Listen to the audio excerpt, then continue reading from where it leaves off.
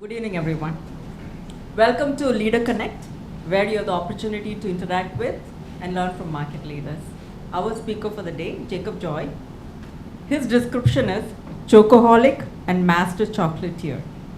As a founder of Jakobi Chocolatier, Jacob aims to push boundaries, to try out new recipes and experiences with chocolate to add to our celebration, happiness, and joy. What a wonderful job description. Thank you. Now, a third generation family business entrepreneur, Jacob is the director of JJ Confectionery. They manufacture candies, toffees, and eclairs.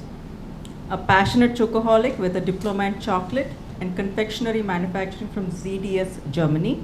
He's also the managing director of Jake's Snacks and Foods Private Limited, company that he co-founded to introduce luxury chocolates in India under the brand name Liso. You must have heard of that. Jacob plays an active part in the family's plantation, real estate, hospitality, and automotive tuning business.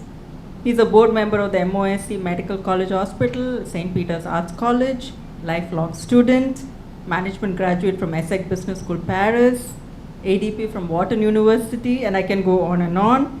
He's also the past national chairman of YI, which is an integral part of CII. So, ladies and gentlemen, it is my privilege to introduce to all of you my good friend, fellow TiE Kerala Charter member Jakobi.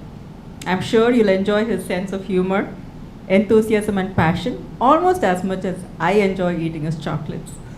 And as a famous saying goes, if you give a man a chocolate, you feed him just for a minute. If you teach him how to make chocolate, he will create the success story of a lifetime. Over to you, Jacob. Thank you. Pleasure being here. How would you like the session to be? Because I'm practically open to what you want to hear.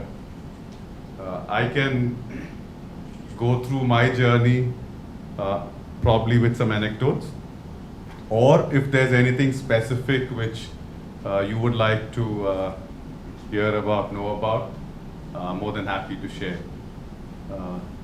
I'm a chocoholic in two ways. I love eating chocolate all the time. I've got some for you, so you won't tell me that I didn't give you the chocolate, I only spoke about it. But I also try to push boundaries with chocolate, which probably not too many people do today. We had some visitors in the factory yesterday and I gave them some stones to eat. They actually I kept the stones out there and they said, "Oh, factory, you have stones in the factory." I said, "No, that's chocolate." And so we try pushing boundaries. But I think here we are more to talk about business. We are here to talk about how we start businesses, probably scale up businesses, fail in businesses. I've failed many times, I can be honest with that. And how do we maintain ourselves in that whole process? How do we keep that drive alive whilst you're starting? On good days, it's very easy to be happy and smiling. How do you keep yourself at it on those bad days when nothing is going right? And how do you see it through to where you want to go? Or probably, when do you realize that what you started out to do is not what is going to work? The day when you have to actually pivot and say, okay, I started doing something, but I don't think that's going to work. So I can talk of these things.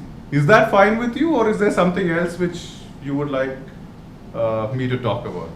Come on, let's have it interactive. No, I like talking, but I like listening more. What would you like to hear about? Your turning point. My turning point, wow.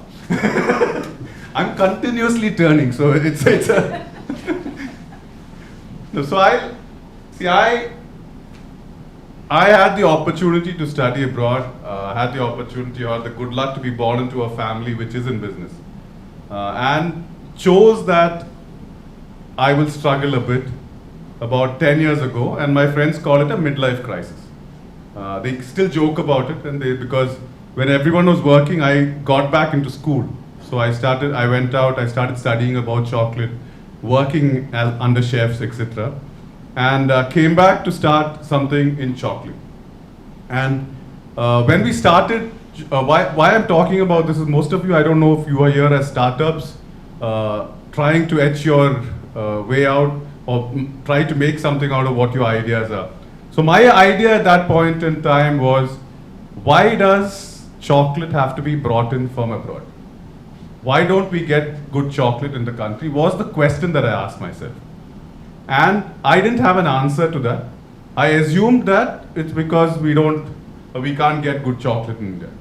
And then I realized at a later point in time that we do not get good chocolate in India because in order to make and sell good chocolate in India, you will not get the volumes that a big business needs.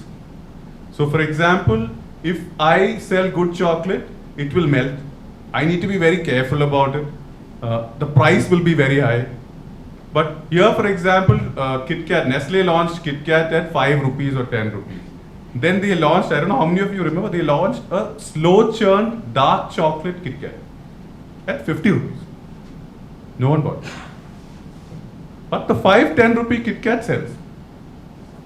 So there is my motivation. What's the purpose? Am I starting chocolate to become some big conglomerate, to give everyone chocolate? Or who am I focusing on? Now I think in business that's very important, right? Very important in saying, what are we focusing on and why am I doing this? So I realized, and I'm still learning that, I've made mistakes, where I assumed, for example, I assumed that everyone would love good chocolate for a wedding probably. And then I realized I cannot make chocolate and give it to a wedding because a lot of our weddings do not happen in AC rooms. So I keep my chocolate out, it melts. So my business model, the project report was fabulous. It had all the weddings, so many weddings happening in the country, so many chocolates sold, profitable, immediately everyone is having a good time. And early on I understood that my chocolate melts. In anything, just keep it out, it melts. Or, for example, customers want to put my chocolate into a gift hamper, which is being sent otherwise. So imagine you have biscuits, etc. in a hamper, and you want to send chocolates also in that hamper. I cannot do it because my chocolate has to go in a refrigerated or a thermocol box. So these were early on we started figuring out how this happens. And one more thing which was there is, so for example, when we found initial years, because initial years when you start out in business, and many of you here, any rope you get to latch onto, you kind of pick it up. So at that point in time, we found spreads. So Nutella was here, and we said, okay, Nutella is the only person in the hazelnut spreads here. So let us launch a spread which has 20% hazelnut. So Nutella has 13%. They use palm oil. Let us launch a spread which has 20% hazelnut, and let's go the FMCG route.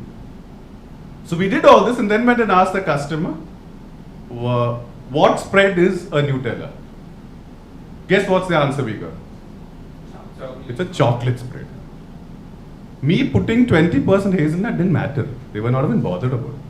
Because as far as the customer was concerned, it was a chocolate spread. The next thing which came in is when I told, for example, okay, I make it slow, cold, churned, etc. The only thing my customer told me is, I buy a chocolate spread every day. Or I use it every day, my kids use it every day. If your bottle is 100 rupees more than the next bottle, I cannot afford it. So what I do, and today most customers what they do, except for the top 1% who are very finicky about what they buy, they go to a supermarket or department store and see which is on discount, where you get 1:1 free, and most people buy it. So you go to a supermarket today and you look at the spreads area, it's overcrowded today, but you will see most places you will have a discount of 1:1 free or something like that. Because that's what the customer is bothered. The customer is not bothered much about the taste, and that 1% which is bothered about it is not going to create your bottom line. So I can say I am this, but if it's not going to give me business, what's the point? And see, these are learnings which probably I've learned it the hard way, because there was nothing there for me to go and cross check on. Because we were the first ones in the market coming head on against a Nutella. The only thing I'm proud about is I managed to get Nutella to sell at a discount. They never used to sell at a discount in India, in Kerala especially. And one fine day, when I went to a supermarket, I saw since our sales were going up, they started discounting their product. Okay, that was the end for us, but still, they discounted their product. But see, what I'm telling you is in businesses, we have a lot of assumptions, and I'm talking about assumptions. So when we have assumptions like this, and sometimes assumptions don't work, what do? we kind of sit back and say, oh my God, it's not working. And most of the time, that's what we do. We're not looking at solutions. We're not saying, okay, I'm stuck here. What is going to take me to the next thing? And it is at that point in time, we were two partners doing Lizo at that time. And I said, I cannot do this. I am a chocolatier. I would love to do premium chocolate. And that's how I exited. And I said, I'm continuing with chocolate. I'm doing Jakobi. So Lizo is still in the market, FMCG, fighting the rat race. Yes, increasing sales. But that was not my cup of tea. Second thing, to understand what you are capable of. I am not a person who could go to a supermarket and bargain for the 5-10% discount which they used to ask. It is an area where I'm not skillful at. I am more happy sitting in a corporate office with someone who's negotiating a big box of chocolates. Or a customer who comes to me at my store and asks me about chocolate. I can talk forever about chocolate. But I am not built for something like a discount market where I can go and retail, talk about listing prices, talk about this. So you need to understand your limitation. And I'm not saying it's good or bad. It's just that Jakob Joy is not good at that. If Jakob Joy is not good at that, the next solution is, can you get people to do it? So you may not be good at everything.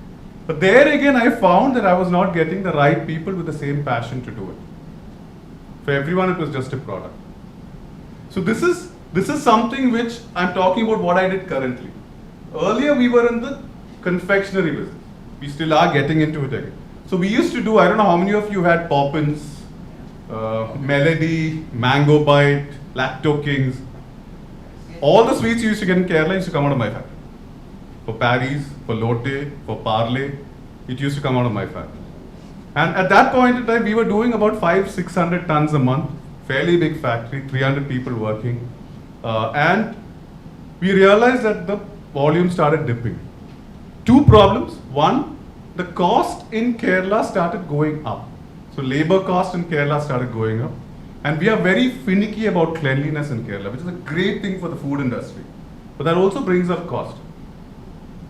So now, as a subcontractor, I was competing against someone making this in an Indore or Hyderabad or Ahmedabad, everywhere. Where, for example, at that point in time, they were paying 200 rupees for 12 hours. And I was paying about 250 rupees for 8 hours. So, economics, and the volume started dropping. Today we say that UPI killed the toffee industry. Who would have thought about that? But then, what we were selling at 600 tons suddenly came down to about 200 tons a month. And this was a business which my father had started. And I had to take a call while production was going on. We were making money to stop the business. This is something which, again, for me, it's a failure on my part, probably because I used to see a lot of things as black and white at those times. With experience, you start seeing a lot of gray also. When you're young and you've come into business, everything is black and white. And we don't see the gray area in between, and most of these things happen in that gray area. It's great to talk about yes, no, and all that. But in business, a lot of things in that gray area where you need to understand what is motivating people. It's not about just going and sitting there and he says no and you walk out, or he said no. So what is motivating someone to say yes? What is motivating someone to say no? So at that point in time, we decided to shut the confectionery business. We shut this down about 8 years ago. And everyone who was in that industry at that point in time told me, Jakob, you're mad. What are you going to do? So we shut the business down. Last year, about 80% of the others who were doing contract manufacturing had to shut down. Who was the competition? Google Pay. Who is your competition? In a candy industry, if someone told me that UPI is going to come and kill 30% of my market, I would never have believed. We assumed that our toffees are selling because of our marketing, because of our sales team, etc. It was selling as change, period. We were in that market where toffees were selling as 1 piece, 2 piece, 3 piece as change. When UPI came in, what happened? When you go to a store, he gives you a bill for 22 rupees, you pay 22 rupees. You don't give him a 25 for him to tell you I don't have change and give you 3 sweets or 6 sweets. He was making a margin on that also. So it was in his interest to ensure that he didn't have change. He was making that 10 or 12% margin on the candies and giving it to you. So that market crashed. But today I'm in a position where I'm looking at setting up 1,000 ton per month plant of candies and toffees again. Same thing. Why? So we've gone through that whole cycle of individual candies, one toffee, one candy, and we are going through that process of people buying packets. So who are we following? Which industry are we following? I have that benchmark. As leaders in what you're doing, you don't have that. Today I can follow the West and say the West earlier had candies selling as single candies. They went through this drop where all the candies stopped. And today they're selling high-end candies and we buy Ricolas and all those big candies. We pay as good as you're paying for a chocolate for that candy. So the market has come back. So this, we were just waiting. We're saying, when is this going to come back? When is this going to come? It's not back yet, but it's coming back up. Now, how do you gauge this in your business? You are innovators, you're leaders, you're leading the path, and you don't have a reference point, right? Most of what all of you are doing here doesn't have a reference point. You cannot look and say, okay, if I do this, someone has done this, this is going to happen. Most of the time you're in the dark, you're trying to innovate something which doesn't exist. How do you find your reference point in something which doesn't exist? And that's the challenge. And that's where I think a peer network is very important. A network of people who will tell you it doesn't work. And come back with a better answer and tell me why it will work. Most of us have a lot of friends around us who will agree with everything we say. Right, Rob? I see a lot of smiling faces when I said this. Do you have those people in your network who will challenge your thought process? Today we sit as friends every month challenging each other's thought process. Closest of friends, but that 2 hours which we sit, we are the worst people you can sit across.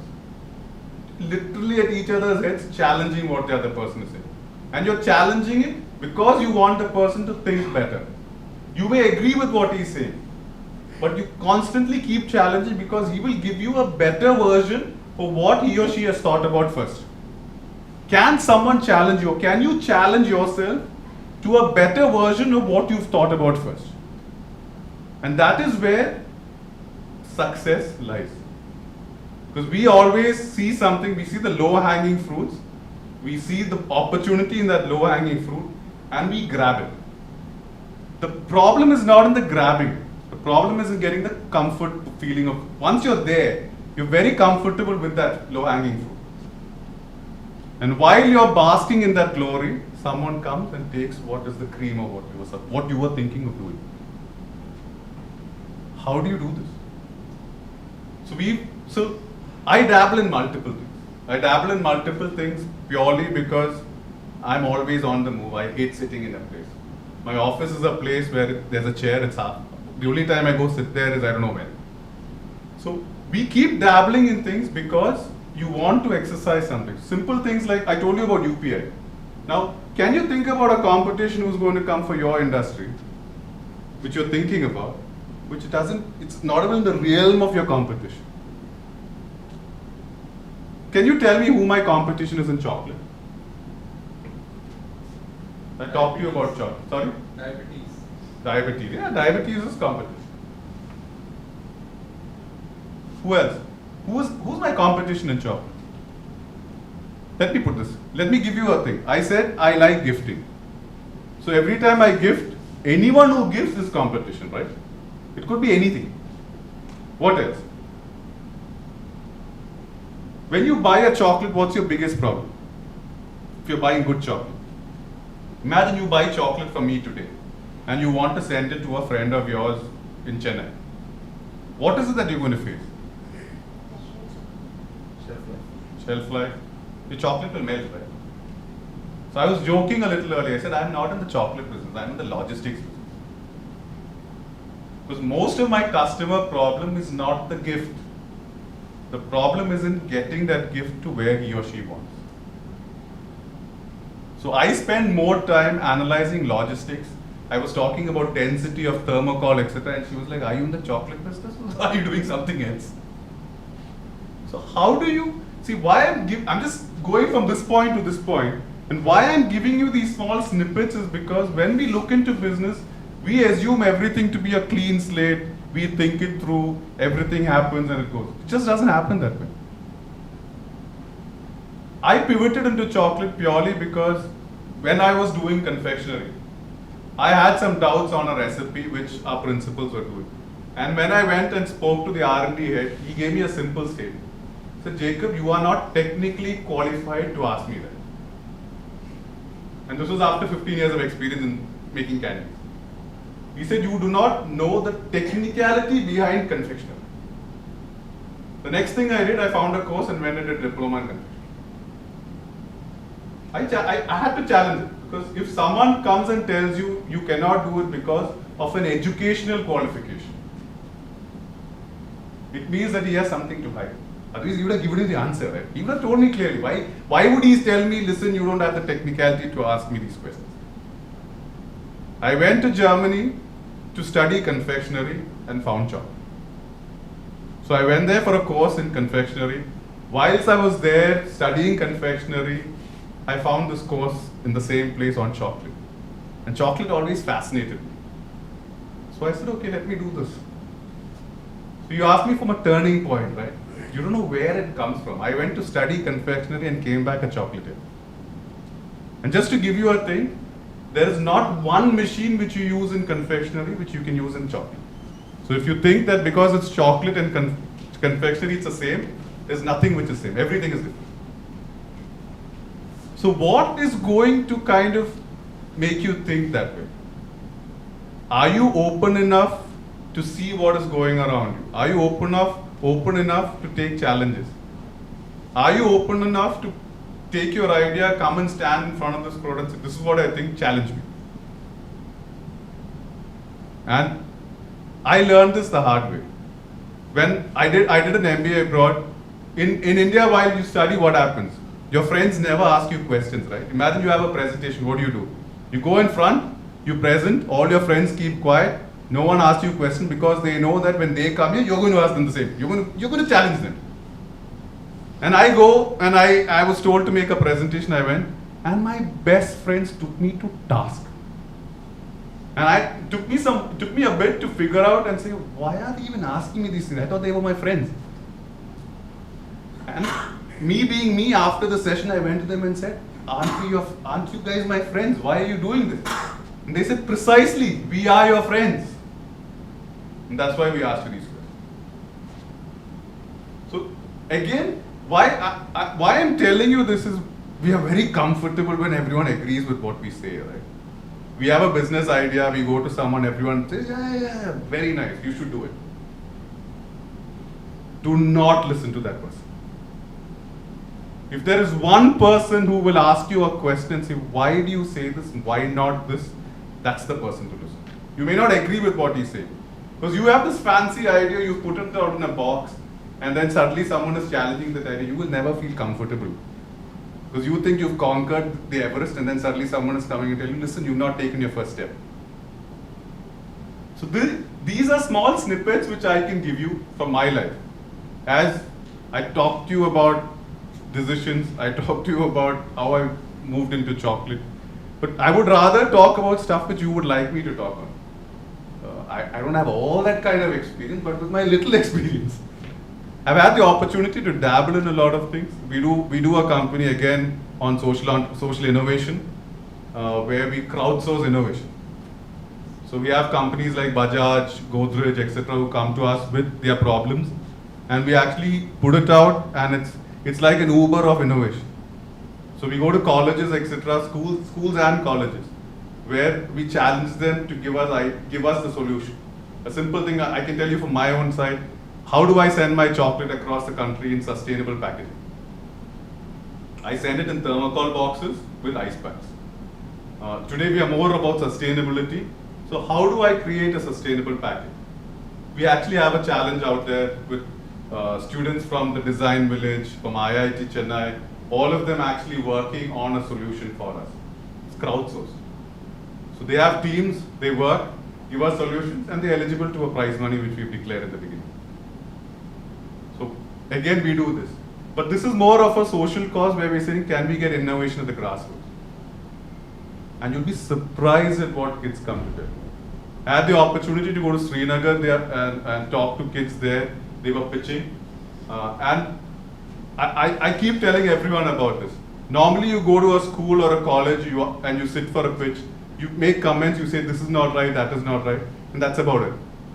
So imagine sitting here, someone makes a pitch, you make a few observations, you make a few comments, and that's it. He finishes the pitch, he goes out. And about 2 hours later, he's back. He's come with everything that you said. He's already done it. He's changed his thing. He's come with the. Now you look at it and you're trying to figure out now what. You tell him something. Next day morning, you open your door, he's there. He knows you're there for 2 days. In those 2 days, he ensured that he's got everything he wants. He has started his company, he's doing well now. Do we have that thing in us? Or are we complacent? Why I use this example is most of us are very complacent and comfortable in what we do. Are we going to push those boundaries? Because this is the best time to do it. Are we going to make people uncomfortable? Now, what are the questions you're going to ask me? The first thing you'll say is, will I make him uncomfortable? Will he be okay with the question? They don't give a damn about it. They will think about a question, they'll ask you. So can we question, and I keep saying this, can we question, can we question, can we question? One thing which I would love to leave you with is, what do we say no to? And as startup entrepreneurs, I told you, most of us, every piece of thread or rope which someone dishes out to you, you want to hold it and go. Where do we say no? Believe me, if in your projects or in your businesses, if you very clearly know these are no, you will save 70% of your time. Because you already know this is not going to work, or you're not interested in that.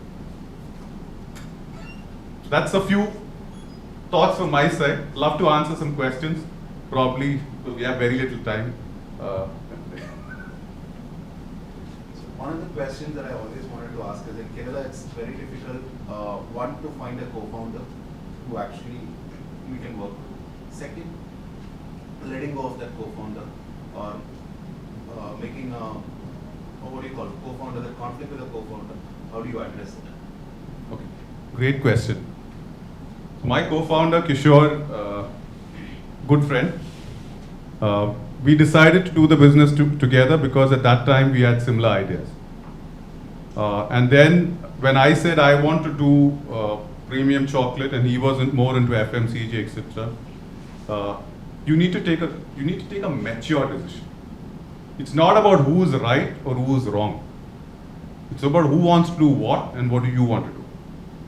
And in that process, egos normally come in because what is it? The valuation, all those things, right? Because all of you spend time. I spent about 5 years with him. You spend time, he spent 5 years creating the brand. I've spent 5 years creating the brand. So who gets what? And most of the time, the amicability is there if you think maturely and you're willing to let go. Keep the business aside. I always say keep the relationship. Keep the relationship. You may lose a few hundred here and there. You have the capability to make it. Try making a relationship. A good relationship is very difficult to make. So what I did, we kept the relationship. We still talk every other day. Every time he's in town, I am giving him strategic advice. He's helping me with what I think.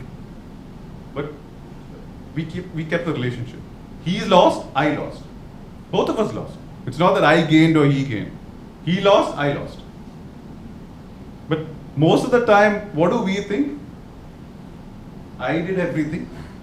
I am the one who's losing.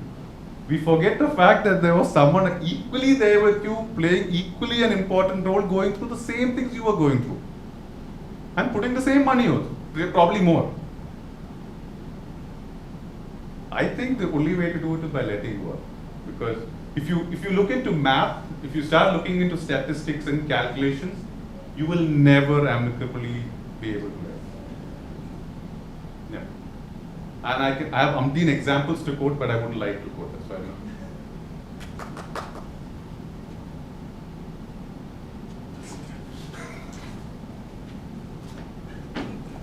So you had mentioned that the cost of operations for you, especially labor, is much higher than your competitors who are working.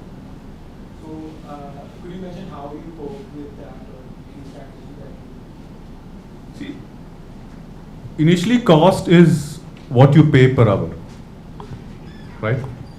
What's the actual cost actually? What you earn per hour. So if I'm giving a person 200 rupees and he is giving me X return, that's your cost, right? So if I'm paying someone 200 rupees and he gives me 2 kilos of chocolate, imagine, with half a kilo of scrap. Now imagine this 200 rupees gives me 2 kilos of chocolate with 100 grams of scrap. Most of us are so hell-bent on that, we forget that our actual cost is productivity. Our actual cost is productivity. It is not what you pay, it is what you get. So if you're paying someone 500 rupees, ensure that you get more out of it. You'll have to figure out a way to do it. Okay, so any idea? To work? Unskilled labor. So now if I'm setting up a factory and I'm looking and saying, okay, let me increase my machinery, etc., and let me have unskilled labor, I will not have unskilled labor. Huh? It's easier to get engineers and diploma holders. Whether we like it or not, that's the fact. So why don't I go for automation? Yeah? I go for automation, I get engineers, I pay them as engineers. A rough estimate I'll tell you. If I was going the normal way, if I needed 500 people to do this, I will need about 200 people. So I'm saving about 300 people. In that 300 people, what you're doing is you're paying higher because you're getting more skilled labor. So your personnel are more skilled here. But then it goes back to what I said, what are you getting out of it? But at that point in time, I didn't think this. Today I can tell you. If I thought like this those days, then probably I wouldn't have shut the business. More expensive candies and all, right? So all these cheap candies going on. You still think that's how it's going to be this year? When 5 rupee, 10 rupee can go away and you get the silk Cadbury silk kind of candy. No. So you will get cheaper chocolates, which are not chocolates, by the way. I'm not going to give you a class on chocolate. She knows, because the minute I start talking on chocolate, then I don't stop. So you will get cheaper chocolates. But for candies, for example, what we were getting earlier, for example, was sugar, glucose, flavor. Now imagine you get an orange candy which has orange juice in it. Instead of refined sugar, you have something else in it. So that market is slowly coming in. And that's how, if you look at, for example, the Ricolas and all that which you get there, they use fruit juices, they use natural extracts, very little flavor. Most of them don't use flavor at all. And for sugar, they don't use refined sugar. They've started finding other mediums of sweetness, which are not artificial sugars, just that the glycemic indexes are lower. And then they give it to you in a nice fancy tin, which you don't mind paying for. So, and we're slowly getting to that. It'll take a while, but as I said, I'm trying to think beyond the horizon and say this is what is coming in. So can I be ready for it? So Jakobi will also get into candy. Yeah. And also technology. Candy kind of. Yeah. So Fox again uses flavors. So you have fruit juices coming in. See, a simple thing I'll tell you is technology. When I stopped my business, or the candy when I was doing, my wrapping machine used to do about 350 to 400 sweets wrapped in a minute. Can you guess the speed of what a machine does today? 2,300 sweets. So instead of having 10 machines, I'll have one machine. Probably I'll need an engineer to man that machine. It's fine. I can talk from candy because I'm invested in it. I know where technology is going. But please use this in your respective fields and see where is this going. Are you even doing something which is as innovative as you think it is? Because I know businesses where at least I know ideas which I had, which I thought were the greatest ideas, and I sat in a room and I was told, "Have you gone to that Pettigada there? He has it." So we need to throw that ego out of the window, no, and listen to. And the best part is it gives you a clearer view of what you're thinking of. So chocolate, for example, what I started off to do and what I'm doing today, the product is the same, quality is great, all that is fine. But the thought process on how to manage the business is very different. What I thought I would do initially is not what I'm doing now. Sir, have you tried any digital business transformation for your company? Because it's in the chocolate See, business. what we've done, most of ours is word of mouth, I'll be honest. If you're talking B2B businesses, you can advertise all you want, but what they are talking about is do you meet timelines? Do you give them the same thing which you gave them as a sample? Because many times what happens is when you go and meet them, you give them the best stuff. And then when you give the product, it's not that. Like many cakes, Christmas cakes, I remember the factory when we get cakes, when you ask for trials, you get the beautiful cakes. And then you order 100 of them, you get different things. So these are challenges. Happened to me yesterday. Okay.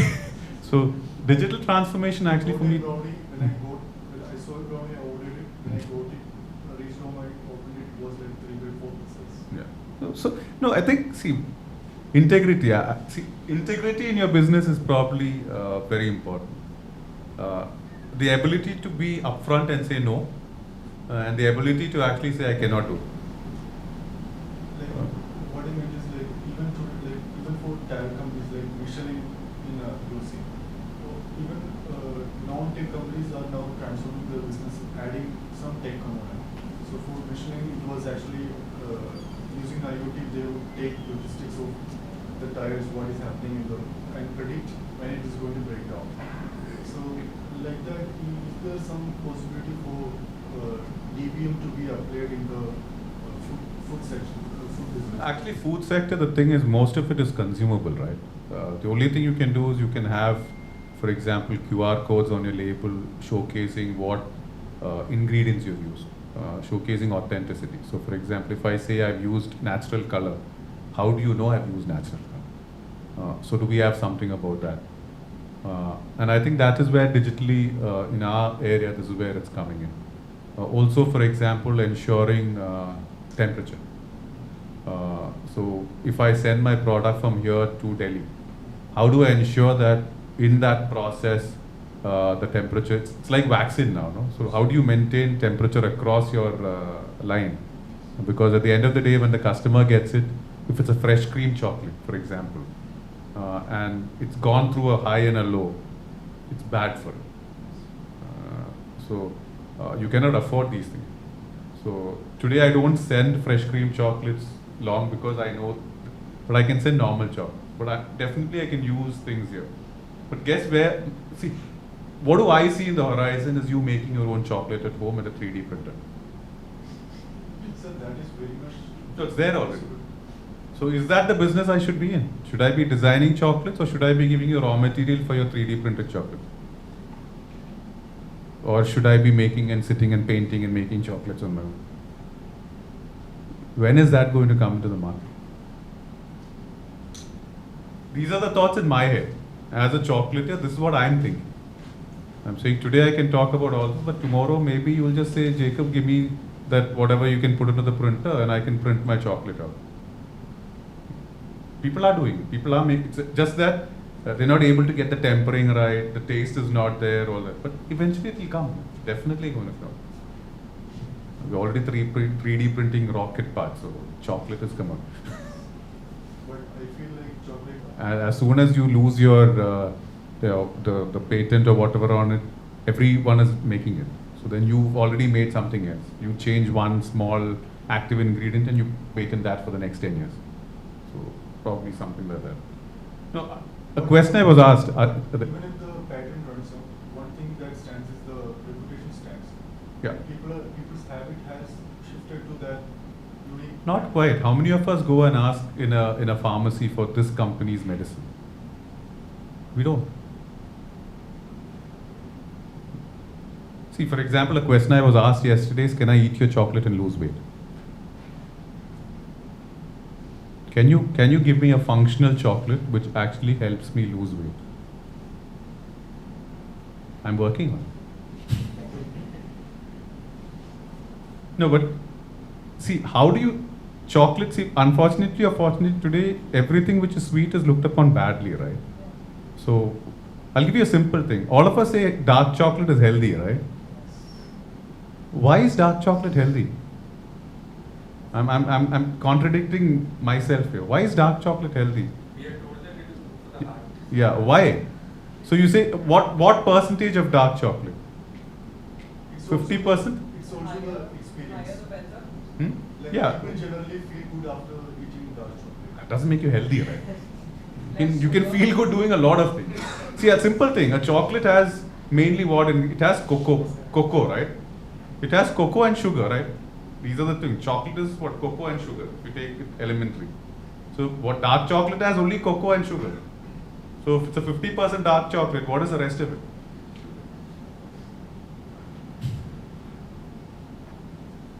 The cocoa could be cocoa powder, cocoa butter, all that. The rest of it is sugar, right? So how is a 50% dark chocolate healthy for you? It is healthy for you. But they don't tell you how much, right? We assume 50% dark chocolate is healthy, so we eat kilos of it. So half of what you eat is sugar. Can we have an answer to that? Which? How about adding jaggery instead of the traditional? So we've been told that jaggery is healthier than sugar. Do you know that it has the same glycemic index? So, see, a lot of it is marketing. As consumers, a lot of us, our perceptions are created because of marketing. A company has told you this is what it is. I have a very simple, so when I make sure chocolate which is sugar free with maltitol, and I ask the person, how much do you eat? So he tells me I have a small bite every day. I say, how does it matter? Eat the good chocolate. No, why do you want to eat sugar free chocolate? See, it's perception. See, you can use perception to your advantage, right? In whatever you're doing. So if you say that I'm doing this and I'm doing that, and you've created a perception about what you're doing, which is positive, people believe that perception first, unless you prove it otherwise. So a lot of us are in the business of creating perception, right? So I was told, for example, by someone that my chocolate is bad because it melts. Because he said good chocolate doesn't melt. So how about adding, like let's say the person is given the proper chocolate, that is chocolate with sugar, but instead of being forced sugar with something else, how about giving medicine also along with that? Like, is So there listen, there's a lot of research going into chocolate where a 50% sugar chocolate today doesn't have 50% sugar. There are a lot of fillers which are coming in which are healthier. We're using fibers, we're using a lot of other things. But what I'm telling you is the general perception we have on everything. You know, we hear something, we assume it's this way. There's a lot of research going into chocolate in terms of what can be done, how do we make it healthier, and all that. So, but see, even another thing is, for example, because dark chocolate is a fad today, right? Everyone says I like dark chocolate, and I know customers of mine who come to me and say I eat only 90% dark. And you give a 70% dark and you see the face and you know he's not eaten dark at all. Because it's bitter. But a lot of what we think we want is because of what we hear. So we assume we want this because everyone says dark chocolate is good, okay, let's eat dark chocolate. Exercise is great, so let's exercise. Or whatever it is, our perceptions are created by our exposure. So now, if you use it for your business, what are the perceptions you would like to create about your business? For example, as a startup, if you're going to an angel investor, for example, what is the perception you would like him to have about your business? think this is what you need to work on, right? If I'm going, for example, as a startup chocolatier to an angel investor or whoever it is, and I'm pitching about chocolate, and I tell him I'm in premium chocolate, he says, so are so many other people in premium chocolate. Tell me, what is it that you are good for? What is your USP? Why do people buy from you? Or what do you create? I'm sure these are the same questions. Now, where do you see yourselves 5 years from now? You have an ITC entered in the premium space with Fabel chocolate. You have a Reliance coming into chocolate. How are you going to compete with it? So how are you going to That's what I'm grappling with today, no? branding? No, see, it also depends on what you want to do, right? See, if I want to be a national player selling $1 million or $2 million worth of chocolate, then the outlook changes. If I want to be a niche chocolatier giving out something which I'm very passionate about, my market size is limited. It's your ambition, right? So my market size is limited. There is this chocolate that is a Ferrero Rocher. Yeah. It will always have that brand value no matter who enters the space. No, you cannot make a Ferrero Rocher because the machine is patented for life. Yes, so that is one way you can compete with bigger players. No, so for example, just to challenge that thought. Rarity and premium has its own value. No, just to challenge that thought. Just imagine, do you know the amount of money they spent on developing that machine and patenting for life? Do you think a Cadbury or a Nestle wouldn't have made that chocolate if it was possible? Why is it that only Ferrero does it? Everyone knows how to do it, just that we can't get the machines to do it. Will chocolate increase romance? See, if you talk about chocolate Yeah. in terms of dark chocolate, it has Is there any chemical? it has chemicals in aphrodisiac. They say it has aphrodisiac properties. It has tannins. It's good for your heart. See, but all that is in moderation, right? Yeah. So So in college they used to give chocolate. it's a feel good, right? It's a feel good factor. Good, yes. Feel good. To give you an example, I think in the US the per capita consumption of chocolate per year is about 12 or 14 kilos. The per capita consumption of chocolate in India is less than 100 grams. So that's the population is there, 1 billion people, but that's the opportunity. You're forgetting the jalebis.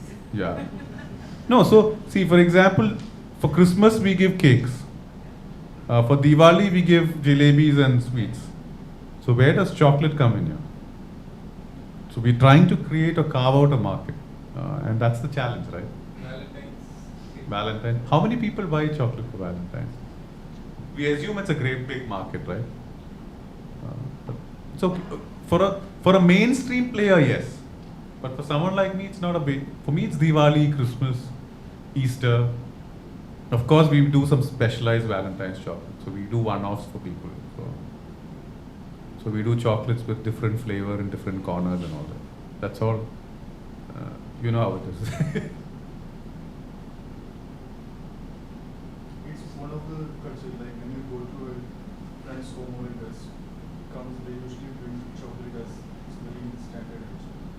So we Keralites are the worst in gifting. Yeah, but you can see that like, because Kerala is one of the states where we have lots of expats Yeah. coming in, and it's a culture there. So they bring that. No, but we've still not got that culture. No? So if I go to a house in Delhi, for example, I will take something. If I go to a house in Kerala, I will go. Okay, we have time for one more question. You mentioned that you're looking for sustainable packaging and there are a lot of people working on it. So far, have you come across any interesting ideas that any of them? I just got one today. So they make the packaging and send me chocolate and that. So they actually make the packaging and they courier it to me. So just as I was about to leave in the afternoon today, something came which was very interesting. A simple thing I'll tell you, see, when we send stuff, a thermocol box is big, right? So we pay for the volume, we don't pay for the weight. So if I have a smaller box, I save there again on logistics, which in turn the customer saves. A lot of material, yeah, I think a lot of stuff. In fact, I was speaking to someone the other day, technology, you said technology. There's phase-changing packaging today, which actually you freeze it and it will maintain the temperature you want it to maintain. Forget about it being 5 degrees. You want it to be at 18, it will maintain 18 for so many hours. No, it's another material. So when I put out this challenge, I had a company which called me directly and said, we are in this space, can we explore some ideas with you? And we are talking and exploring some ideas. But imagine if you can actually, it's like, I don't know how they do it, but imagine I say I want my chocolate ideally is good at 18 to 20, right? But what are ice packs? It's all at minus. So when we are sending out chocolate, basically it freezes and then it comes out normal. Imagine I can send you a chocolate which the temperature is maintained at 18 to 20 degrees throughout the journey. The chocolate will be an absolute delight for you to eat when you get it. So that's where technology comes in. See, why I'm telling you this is look where I am now. I'm not even talking chocolate. Look at where my head is. So in the businesses that you're doing, sometimes you will have to explore a lot of things which are not your core. But unless you do that, it will not enable your business to grow. So having you looked into other chocolate companies, how they do it, like in Western countries, which is where chocolate is more popular. I ordered some chocolates the other day and we were discussing that. That's my business constraint, that is my challenge, and that is my opportunity. Because if I crack that, probably I'll have another business to run. So there are gas-controlled refrigerators which can... A lot of things are there, but when I'm sending you an empty box, when I'm sending you one box, you cannot ship the packaging back to me.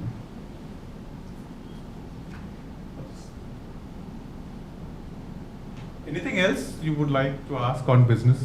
Chocolate, I'll keep going on, but probably something which I've done, something which you think will. I think integrity is a large portion of what we believe in the company, and it starts with me. The day I falter there, I can talk all I want. It's not going to happen in the business. But hiring people, I've made it a point to hire for attitude. And I'll give you an example. The person who heads my production department is a BCom fail. The person who heads my stores department joined me 15 years ago as an intern. He didn't know anything. The lady who heads my accounts is a pre-degree pass who eventually did her degree after joining us. And when I tell I hire for attitude, this is it. A qualification is great, but I never hire for the qualification. And if you look at any of the Jakobi, if you just go through an ad, I would have never said I want an engineer or I want this or it's never there. I want a person.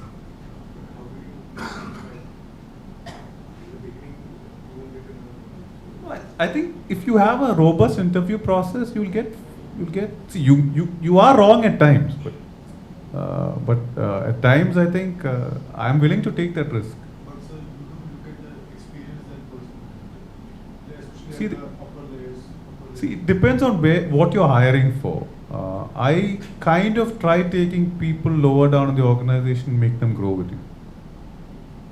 So rather than having someone come in as a CFO, the way I look at it is, can I have someone who's actually come up to become a CFO?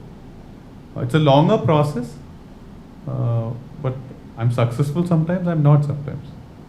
So for example, the project I'm doing now, which I said, I have people who worked with me 10, 20 years ago, helping me out on that. And they are people who I have not had anything with them for the last 10 years. And the minute I said I have a project, they just came on board. They said, we'll help you. I'm not paying them one penny, mind you, for the project that they're doing.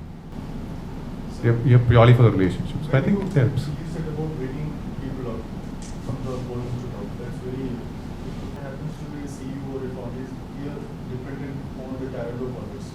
And if you don't know how to do something, how can we bring someone on, train someone? Right. And today, for example, you have umpteen online courses. You have umpteen. So, for example, when I did my ISO 22000 certification, the people I had on board, none of them were qualified to actually take up that as a MR, as a management representative. So I delayed that whole process. I gave 6 months to train a person internally to ensure that that person could take up that role. It's a choice you make, whether I wanted to do it earlier or later on. Do you bring consultants in to give that training? I don't bring consultants in, but I send people out to see. I think it's I go do something every 2 years. I go and learn something. I ensure that I am in a classroom at least for a couple of weeks. And this happens every couple of years. So that I'm training myself, learning what is new. And I think I give my people the opportunity to train, learn. So they have also learned with me, they've gone out, learned. But see, another question that you probably will have is, okay, you train a person and then he leaves. What do? You can't be selfish, right? So, yes. If you don't train him and he doesn't leave. Yeah. So you train people, you hope for the best, you give them an environment which they would love to work with you. Touchwood, today, most of the people working with me have been with me for more than 15 years. So you create an environment, you challenge them. It's not that it's all hunky-dory and you're telling them great. When you're not happy, you're not happy. But I read this somewhere where failure is just something which happens at that time. No, it's not the person. So you correct and move on. I had an issue today, this morning. So you have issues. Issues keep coming on, but I think you will just need to handle it the right way and don't let your mood. You need to have a process which actually takes action for whatever is happening. It cannot be Jacob is feeling good today, so he was lenient. Jacob is not feeling good today, so he fired the person. It cannot be that way. The problem for me is like all the risk factors are ultimately comes down to you. That is, if there is an issue in compliances, you don't meet some standards already. Liability comes down to the director itself. So it's like if you do the due diligence process properly with consistency and verification, then no one is favorable to you. But otherwise, if it looks like you were lazy in hiring and those things, and something goes wrong, they will hold you example. Let's say for example, food poisoning, and let's say the process was not good. Let's say you put a person who is not really qualified at that position to handle such stuff, and something goes wrong. Let's say someone dies, like the recently there was instance about shawarma. Then the law comes down very hard on. Do I maintain hygiene there? I'm not there all the time. What you see is not hygiene. It can look very clean, but in a chocolate factory, that's not hygiene. I have a lab who's authorized to walk into my factory at any point in time and take samples and go. They don't call. They just walk in, they take whatever they want and walk out. They do swab analysis of machinery and they go. And they send me reports. And that report comes to me. So you have to enable it, right? How do you enable? You need to look at what is going to enable. So you bring a consultant in, great. Are you training one of your own person with that consultant? Or is that person just coming and doing you some consultant service and going? Are you creating your own team who can help you with things like this? So you just need to work on stuff like that. There's no definitive answer, right? And also the way all of us work is going to be very different. I work in a particular way and I'm comfortable doing it. It works for me, it may not work for you. You have to find out what exactly. See, for example, as a startup, you can't take people in and train them. No, you need people who are qualified. So how do you get the right people? How do you gauge attitude of the person? What are they in it with you for? We call now this to hand over as a token of appreciation to